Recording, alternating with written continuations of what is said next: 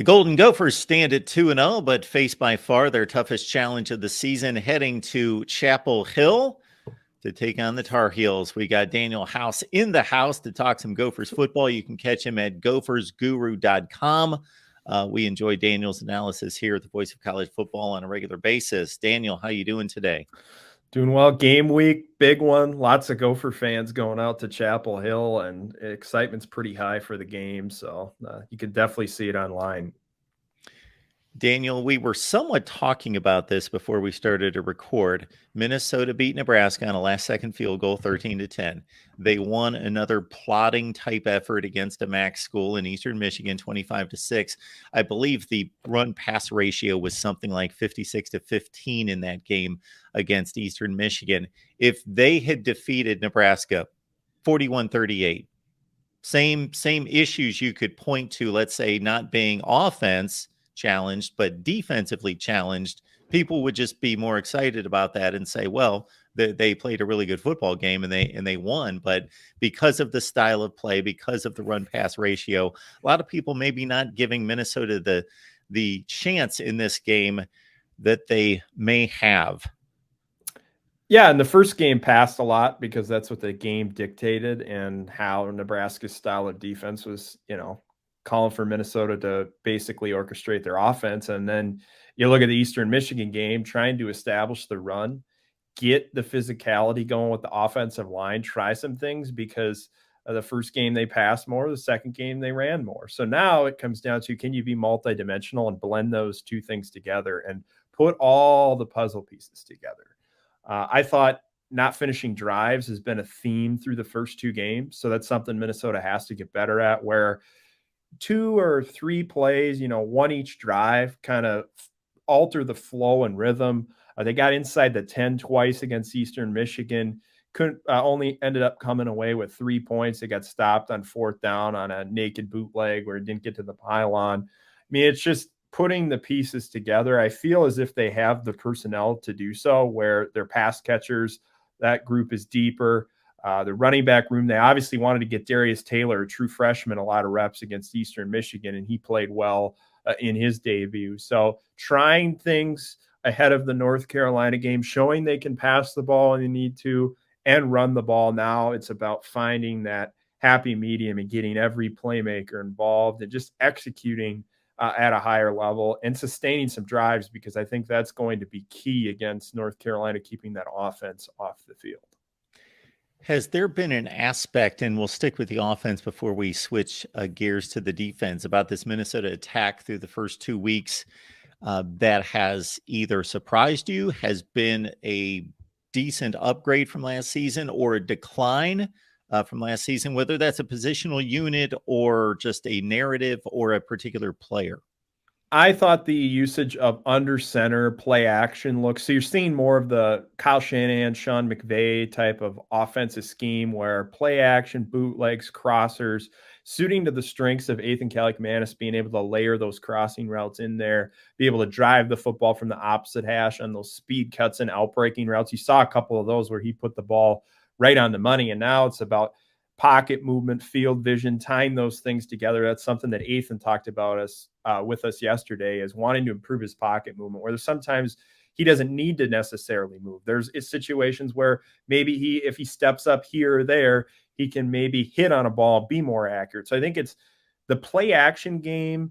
It's about developing that play fake where, the run and the pass look the same. I think that's something that Minnesota definitely wants to improve, is tightening up that play action. But it's been a lot less of the RPO attack that we saw a lot with Tanner Morgan, where it's more of the play action under center bootleg type of offense. I think they'll still have that RPO element in there. You see it occasionally and probably will throughout the rest of the season, but they definitely are tailoring the scheme to the personnel they have and the style of quarterback, that big arm type of bootleg quarterback.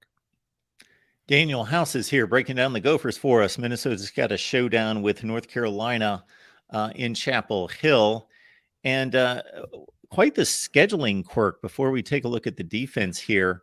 In regards to the Big Ten and the ACC, I don't know that they necessarily planned on setting it up as an ACC Big Ten challenge this week, but I don't recall at any time there being 6 games between 2 conferences in one weekend. And none of the top tier teams in the Big Ten, but a good layer of the mid tier and lower tier teams in the Big Ten matching up against the ACC. And for the most part, they're like seeded matchups. So we might be able to gain quite a bit from this weekend. Yeah, I believe it's a good barometer because, like you said, it's the middle and the low tier Big Ten teams going against the middle and the low tier, and the matchups are very good. So, get a good barometer of where each team's at heading into the Big Ten conference slate here. Because I think, I always say the first 3-4 games, you're still learning about the teams that you're playing schematically, personnel wise. What are they going to do?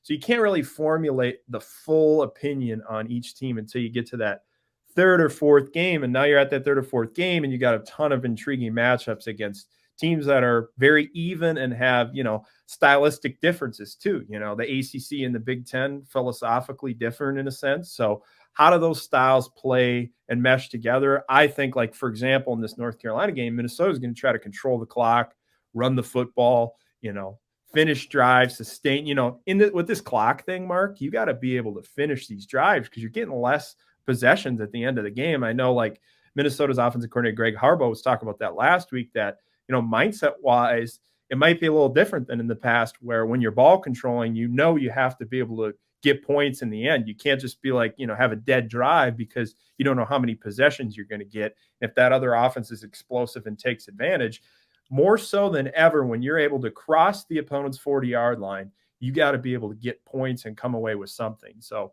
watch that throughout these games.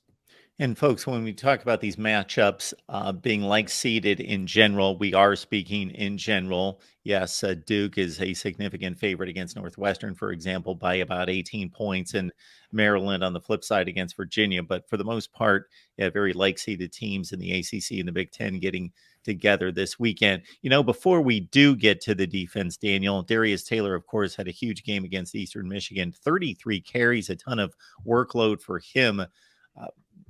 In no way do I expect him to average 33 attempts per game, but is he the guy, or are we going to expect more of a distribution in the backfield? Distribution, Sean Tyler is one of those players I felt like, 15 carry a game type. He's a smaller back. He's a one-cut acceleration into the second and third level home run type of back that fits the outside zone scheme well. And then you look at Darius Taylor, who's provided some physicality. I thought, for a true freshman to come in and carry the ball 33 times and run with that type of physicality, I think he's just scratching the surface of what he can become, improving the consistency of his pad level, just footwork. I thought he pressed the hole well, was able to set some runs up, make some players miss, force 5 missed tackles, and had, I think, about 134 yards after contact. He came in here lighter. I think he added like 17 pounds when he got to Minnesota, got stronger, was ready to take that jump, and was heavily recruited. I mean, there were Helmet schools coming in trying to get Darius Taylor at the last minute, including hometown Michigan. And being able to win that battle was huge because with Mo Ibrahim gone now, there's carries to be had in that backfield. And it's looking like Sean Tyler and him might be getting some rotational action. And they definitely wanted to get Darius a taste of it against a team like Eastern Michigan. So you can figure out where he needs to improve and tune some things up heading into these bigger games, because they need to know what they have with their run game. Talking Gophers with Daniel House at Gophers Guru. Please like the video here, subscribe here, but head on over to gophersguru.com. Check out what Daniel has in line for this week. And Daniel, let's take this opportunity to let people know what you do have there available. Yeah, on the website right now, just did a huge breakdown on the Gophers' run game against Eastern Michigan. So looking at the success that they had with outside zone, and then talked about improving in the red zone, some things that they could do to potentially fix some of those issues from the previous game. And then also the defense. The interior defensive line played extremely well against Eastern Michigan. So I highlighted the performance of Kyler Baugh and Devin Eastern, who's taken a big step forward in his game, and it is just scratching the surface of what he can become. And then also get ready for the game preview, which will be coming out soon, providing some matchups and some tendencies to watch throughout the game.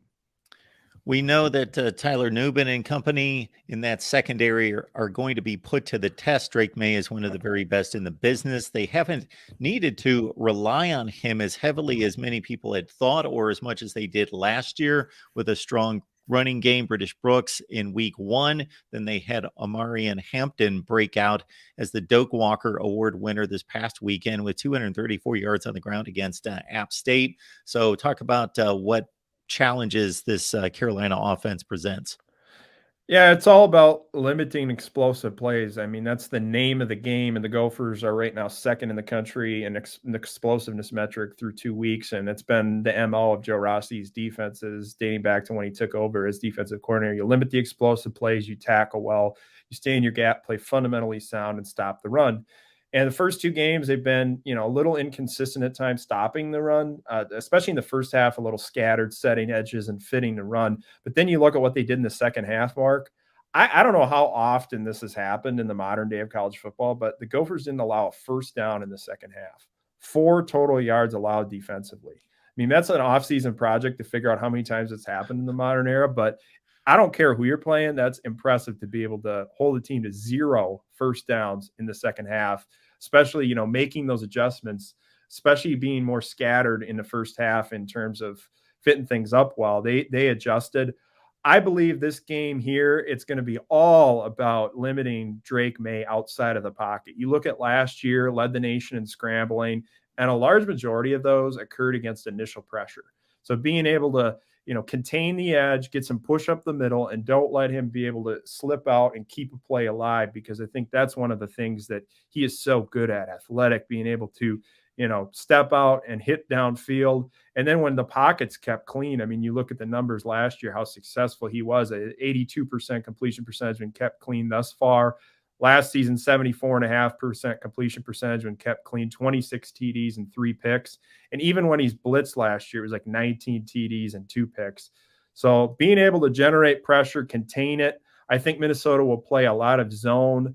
Not going to take as many chances because he's effective against the blitz, sending some simulated pressures, maybe dropping a defensive end in exchange for, a second level defender, such as a linebacker, or a third level defender, like a safety.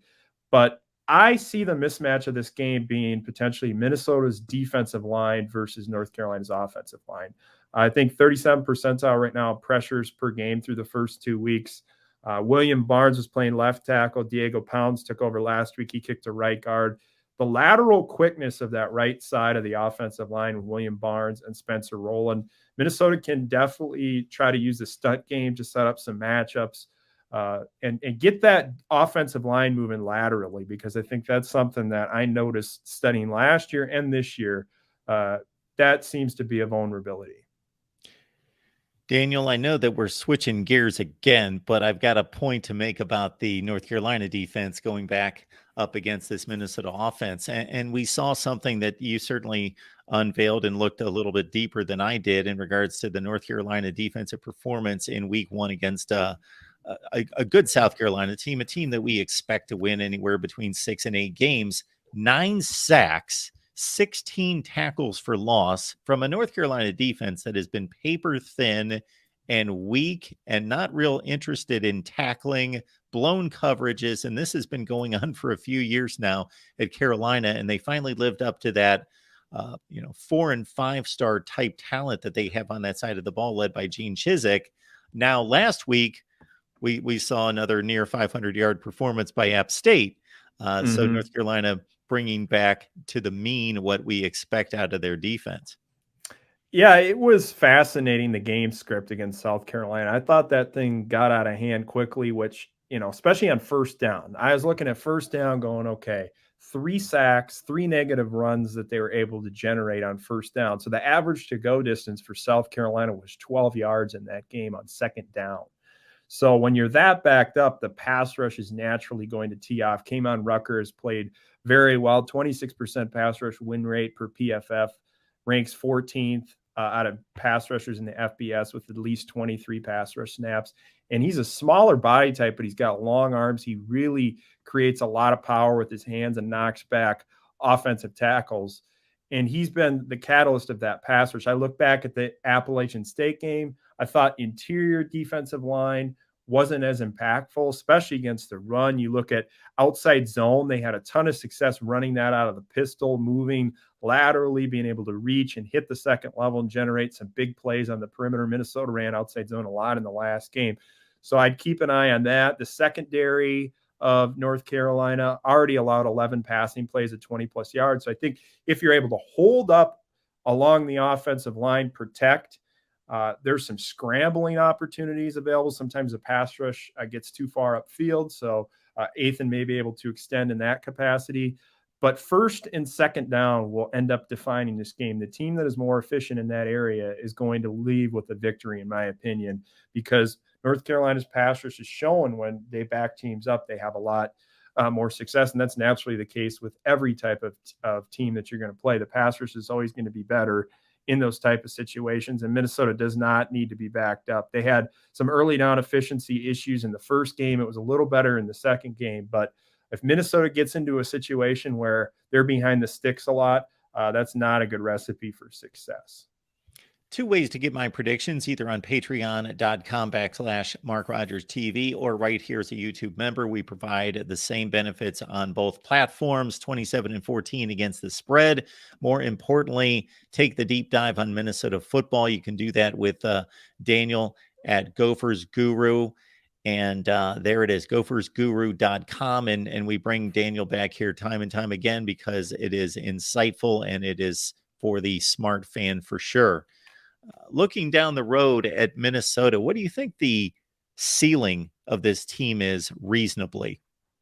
Yeah, I mean, I would say this game is a huge defining aspect of what their ceiling can be. It's a measuring stick. Like I always say, the first 3 or 4 games, you're still learning about teams.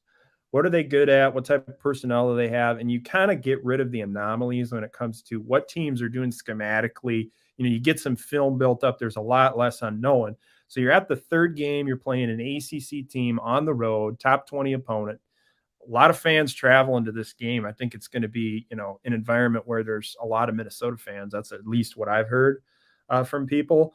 But, if they're able to win this game, they have an easier path to getting to that 8-win mark. And then, the Big Ten West, I look at Illinois. I've been disappointed in Illinois. Their pass rush hasn't been good. I thought they kind of got in a spot against Kansas where that's a tough offense to prepare for, a lot of smoke and mirror misdirection. And they had just played that primetime game on Saturday on a short week on a Friday, going to Kansas playing. I want to see how they respond the next couple of weeks here, but that defense looks rough. Wisconsin's still trying to figure things out schematically. I don't think they're the same team on defense. Purdue, their offense is going to be able to score points. They're going to get into some high-scoring shootouts throughout the season, in my opinion. You just look at Iowa, for example. I mean, they're going to be Iowa, that type of style where, offensively, they're going to grind it out. I still think there's some liabilities up there, up front on the offensive line that can be exploited. But, Minnesota, they're going to have to figure out their identities. Puzzle pieces have to all come together. Offensively, there's some things that haven't completely clicked yet. Are they going to? Defensively, I think they played very well. But now as these games start to amp up in intensity, is their pass rush going to be able to consistently take that next step? I think you saw the flashes. But if they can do that, I don't know what, the ceiling is. But I'd say that, if they win this game, they can put themselves in a position to significantly improve their bowl game status based on how the Big Ten West looks. Daniel House, Gophers Guru, get on over there, check out Daniel's work. Daniel, we always appreciate it. I'm expecting an intriguing matchup and for this game to deliver. It's going to be one of the best games of the week, I think. So enjoy.